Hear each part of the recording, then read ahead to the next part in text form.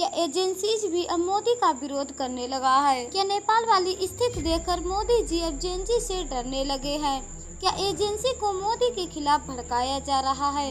क्या मोदी जी को उनके फेवरेट फर्स्ट टाइम वोटर्स की सत्ता से हटाने जा रहे हैं? तो आपको बता दें कि कल ऐसा वाकया हुआ मोदी जी के साथ जिसे जो कोई भी देख रहा है हैरान हो रहा है। दरअसल आपने हजारों बार मोदी जी की रैली टीवी या मोबाइल पर देखी होगी, या आप में से कुछ लोग शायद गए भी होंगे।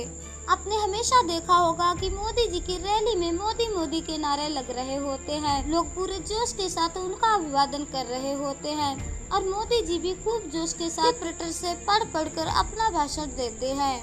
लेकिन कल अरुणाचल प्रदेश की रैली में कुछ ऐसा हुआ कि मोदी जी को अपना भाषण बीच में ही रोकना पड़ा। कैमरे मोदी जी से हटा दिए गए। लेकिन अगर आपको ऐसा लग रहा है कि भाषण के बीच में ही मोदी का टेलीप्रिंटर उन्हें धोखा दे गया, तो ऐसा बिल्कुल भी नहीं है, बल्कि मामला कहीं ज्यादा गंभीर है। दरअसल इन सब के पीछे जजी का हाथ है, जिसने मोदी जी के खिलाफ नारेबाजी की। जी हाँ, मोदी जी की रैली में मोदी जी का विरोध हुआ, जिससे कार्यक्रम बीच में ही रुक गया।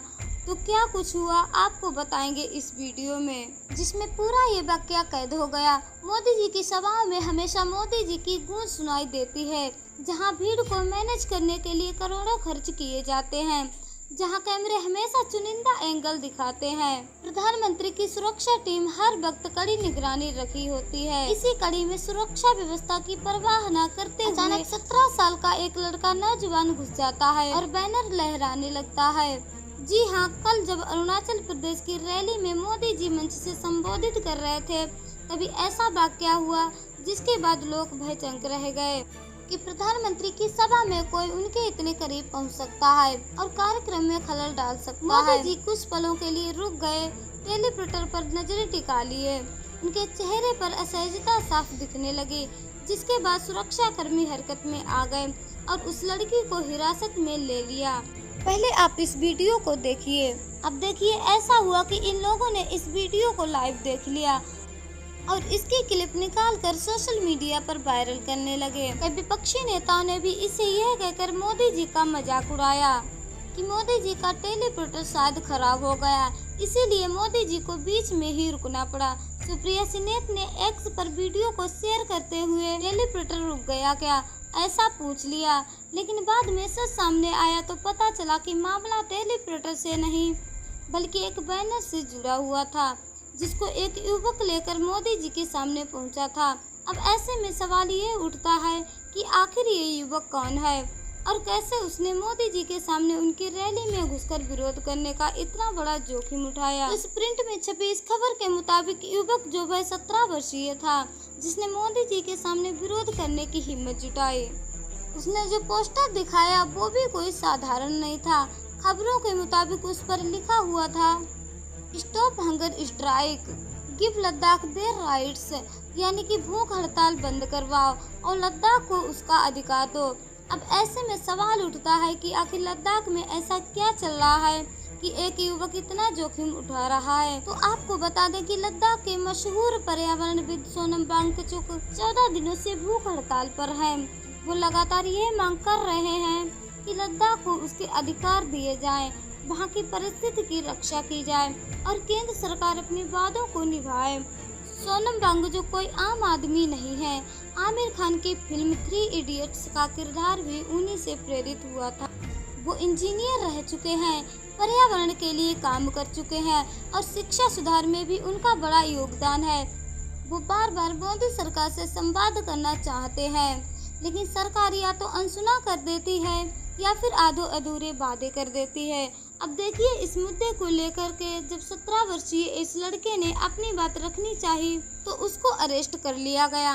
मोदी जी अगर चाहते तो उनसे पूछ सकते थे कि उसकी डिमांड क्या है।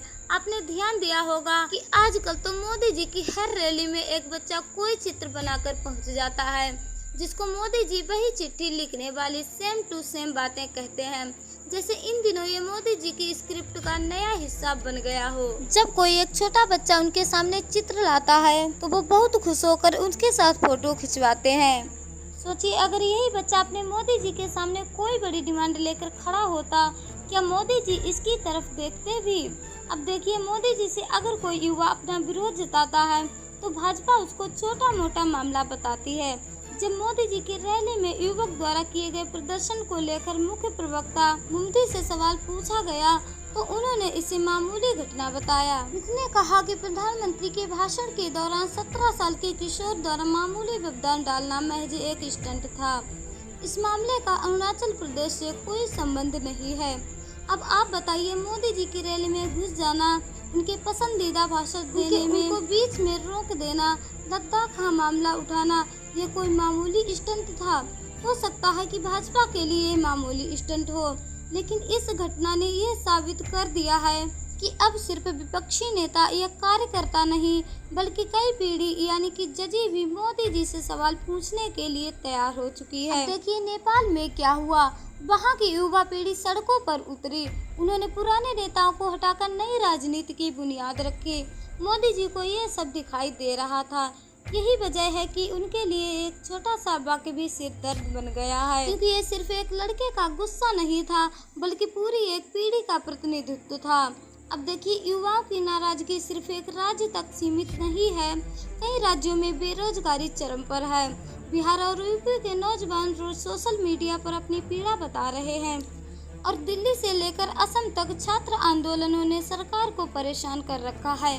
मोदी सरकार ने जो वादे किए थे, 2 करोड़ नौकरियां हर साल, skill India, make in India, उसमें से कुछ जमीन पर नहीं उतरा बल्कि उल्टा हालात और बिगड़े। सरकारी नौकरियां बंद हो गईं, प्राइवेट सेक्टर में भी भर्तियां रुक गईं। अब सोचिए, जेनजी से मोदी जी उम्मीद लगाए बैठे थे, वही जेनजी अगर उनसे सवाल पूछने लगे तो 2029 का चुनाव कौन तय करेगा? यही जजी और यही नाराज होकर विपक्ष की तरफ मुड़ गया तो मोदी के लिए सत्ता में बने रहना नामुमकिन हो जाएगा। अब सवाल यह है कि क्या जेनजी मोदी जी के खिलाफ भड़काया जा रहा है? सरकार तो यही नैरेटिव बना रही है। विपक्ष, विदेशी ताकतें या एनजीओ जो हैं वो युवाओं को भड़का रहे हैं, लेकिन सच तो यह है कि नौजवान अपनी समस्याओं से भड़के हुए हैं। उन्हें नौकरी नहीं मिल रही है, महंगाई ने उनकी जेब खाली कर रखी है, शिक्षा महंगी हो गई है और उनके भविष्य पर लगातार खतरे मंडरा रहे हैं। जब वास्तविक समस्याएं इतनी गंभीर हो तो भड़काने की जरूरत ही नहीं है। युवाओं का गुस्सा खुद ब खुद बाहर आ जाता है। फिलहाल इस पूरे मामले को लेकर आप इसके बारे में क्या सोचते हैं? कमेंट बॉक्स में अपनी राय हमें जरूर दें।